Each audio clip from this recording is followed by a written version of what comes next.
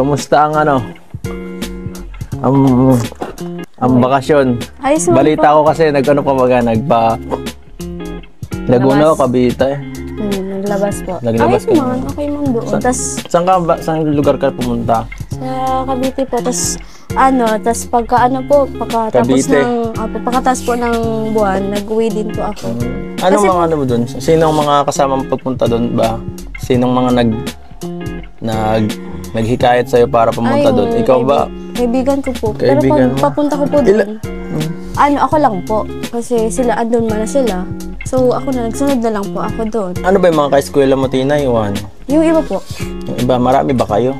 Ano lang po kami, dalawa lang. Dalawa. Kayo lang dalawa? Opo. Tapos, paano siya napunta doon? Ay, may matagal na siya. May kamag-anak po siya. So, tapos nag-uwi din ako. Sabi ko, ma-enroll baga naman po. Ano ba siya? Ka-eskwela mo siya sa Opo. Sa high school or sa college? Sa high school po. High school. Doon po siya nag-aral din. Kala ko, nitong lang. Hindi.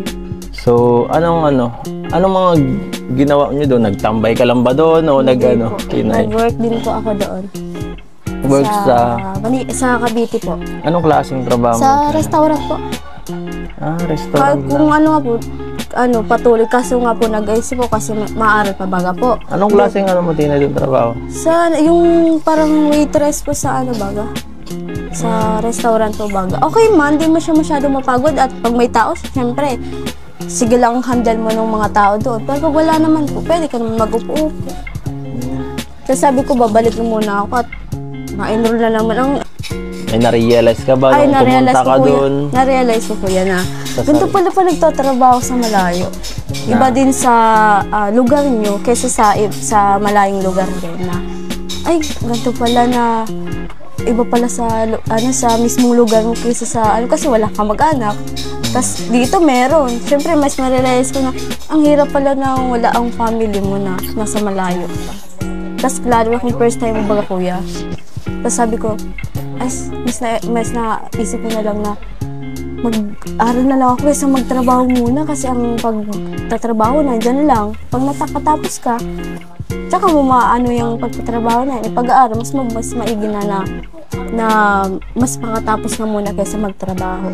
Oo, ganun talaga. Kasi pag andito ka talaga sa bahay ninyo, sa lugar mo, minsan hindi mo talaga mapapansin yung mga bagay na kung saan ka swerte or mas komportable ka, 'di ba? Pag naandito. Kasi pag doon talaga lahat ikaw.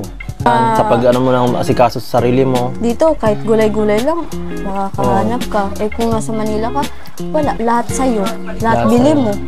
Doon mo talaga, kagaya ko dati, na-realize ko, sobrang hirap doon mga isang taon. Na ang hirap magsulo talaga.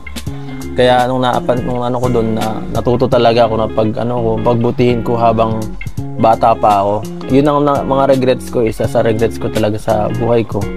Na hindi dapat sayangin yung mga oportunidad na dumarating sa buhay ng tao hanggat bata ka pa. Yung oras mo, swerte ka pa rin yan. Maaga pa marami ka pang pwedeng gawin. Saka syempre, yung mga nakagaya nito, nabablog kita, mas maging makisama lang, Kasi maraming opportunity makukuha natin sa sayang sa mga ganitong bagay. Pag sinayang pa yung opportunity na dumadating na. Kasi hindi to basta-basta na ibibigay kung kani-kanino lang Oo, kaya habang ka pa nag-aaral, pagbutihin natin kasi second year ka na din ngayon, di ba? Ayos yun. So, nag-alis, baka sign na ito, baka magpaalam na to rin sa akin, kagaya ng ginawa ni Ramil dati. O kaya nung isang ating kalingap, di ko na lang papangalanan, At kala ko talaga ganun din ang mangyayari kasi syempre, minsan kapag puno tayo ng galit sa sarili, nakakagawa tayo ng mga bagay na pagsisisihan natin. Kaya minsan, i-double check natin yung sarili natin kung tama ba yung ginagawa natin. Kaya mahirap yung pinapangunahan tayo ng galit sa desisyon natin. Tama. Karaniwan mali ang ating nagagawa. Oo, na parang, si Kuya, ginawa niya ito medyo grabe naman. Hindi ako tumatanim ng galit, Kuya. Hindi ka ba nagtampo sa akin kahit konti? Seryoso? Saka tama yun, yung sinasabi mo sa akin, tama yun. Kasi mas maganda na yung sinasabi yung sa nakikita ng ibang tao na ganyan-ganyan. Ako, Kuya, hindi ako natanim ng galit, promise, kahit kanino. So, mga naramdaman mo ng mga oras na yun? Ano kuya, para sa akin, yung sa part na may ganun, totoo, pero para sa akin, mas na-realize ko na, ay ganun pala yung nakita ng ibang tao na mas maganda na yung baguhin mo yung sarili mo. Pero hindi sa side nyo, sa side nila, ate. Sa akin na din yun. Kasi, mas pag pinagpatuloy mo yun, mas makikita pa ng ibang tao baga. Mas maganda na din yun na paunti-unti mo baguhin. Na, ay, kaya ko palang baguhin ito. Pero hindi sa iba. Sa tao, sa sarili ko na din na ginagawa ko. So, ayan po, no, mga kasukay, mga kalingap. Muling binalikan ni Kalingap Edo itong si Tinay at nakabalik na siya galing ng Cavite. So, ang ginawa niya pala doon is nagtrabaho siya sa isang restaurant. At marami siyang na-realize sa buhay niya, no, mga kalingap. Yung mga, siguro, na pag-isip-isip niya, sabi niya is, itutuloy niya yung kanyang pag-aaral kasi sayang yung pagkakataon. Kasi bibihira lang naman po kasi yung nabibigyan ng opportunity. So, tama yung naisip ni Tinay, no, mga kalingap. Kasi, ang opportunity ay minsan lang yan dumarating. Kaya, kailangan hindi natin siya palampasin, no, mga kalingap.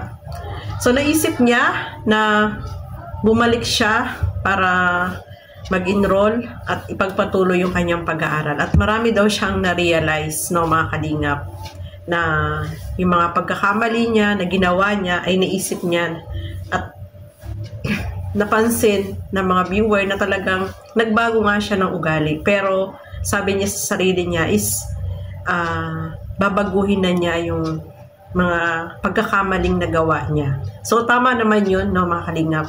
Ma-realize ni Tinay na meron din siyang pagkakamali na nagawa, no, mga kalingap. At maganda rin yun kasi hanggang maaga is na ano niya agad, naisip niya na ay mali pala nga itong ginagawa ko at dapat yung pag-aaral yung i-priority ko. Kasi bihira lang yung mabigyan ka ng pagkakataon na makapag-aral. Kasi alam naman natin, ang hirap ng buhay, no, mga kalingap. Lalo na yung kalagayan po nila.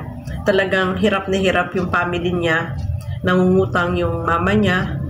Yung nakapagpatayo sila ng bahay. Galing sa utang, no?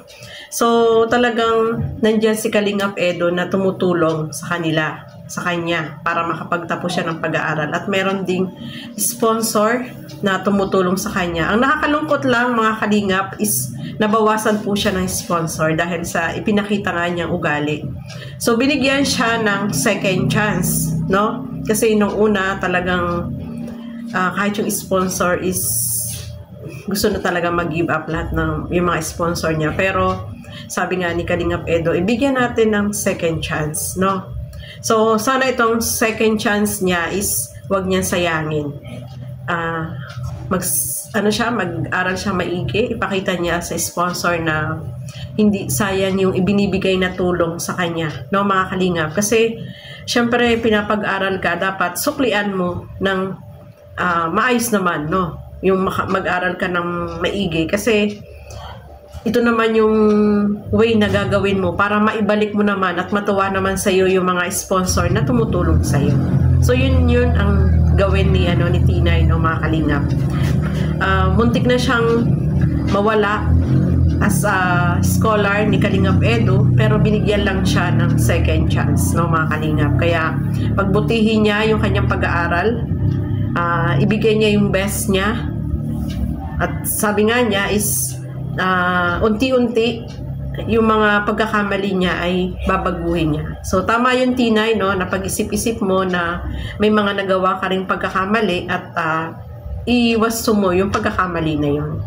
So ayan, nandiyan naman si Kalingap Edo na nagsusupport sa iyo at yung may naiwan pa namang sponsor na handa ka pa naman tulungan para makapagtapos ka ng pag-aaral. Mag-aano na po si Tinay, no? Second year college na. So, wag na niyan sayangin yung pagkakataon. Kasi, kapag nasayang pa yan, wala na. Hindi na siya bibigyan pa ng third chance, no, mga kalingap. Kaya, tama yung naisip niya, na-realize niya na meron din siyang pagkakamali at meron siyang pagkukulang. Kaya, muli siyang nagbalik para ipagpatuloy yung kanyang pag-aaral. No? Mahirap po kasi kapag nasa malayo ka, sabi nga niya, kapag nasa malayo pala, may isip mo yung family mo, mahirap, walang family. Sa pagkain, lahat bibilhin. Talagang mahirap po talaga sa Maynila, dito sa Maynila, lahat bibilhin. Samantalang kapag sa probinsya ka nakatira, is pwede kang manghingi ng mga dahon-dahon dyan, ng mga gulay, mga talbos, di ba? Eh dito lahat, kapag wala kang tinanim, talagang bibilhin mo dyan sa palengke, no, mga kalingap. Kaya sobrang hirap po dito sa Maynila kapag dito ka nakatira.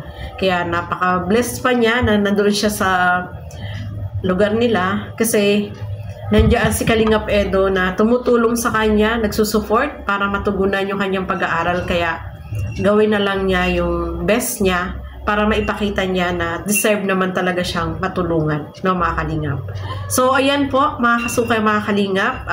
Lagi po natin supportahan Bal Santos Matubang, Kalingap Rab at Edna Vlogs at ang inyong Kalingap Edo, no, support po natin. At ang inyong lingkod, Gandang Emmy.